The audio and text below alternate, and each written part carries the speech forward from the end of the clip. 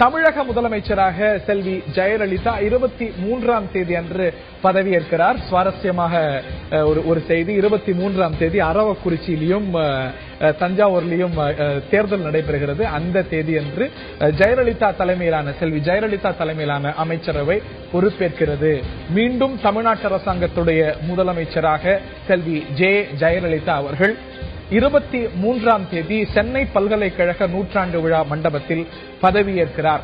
பெரும்பாலான பதவியேற்பு நிகழ்வுகளை அவர் அந்த இடத்துல தான் ஏற்றுக்கொண்டிருக்கிறார் அப்படிங்கிறது குறிப்பிடத்தக்கது. சரியா சென்ற மே மாதம் நடைபெற்ற அவருடைய பதவியேற்பு விழாவும் சென்னை பல்கலைக்கழக நூற்றாண்டு விழா மண்டபத்தில் தான் நடைபெற்றது.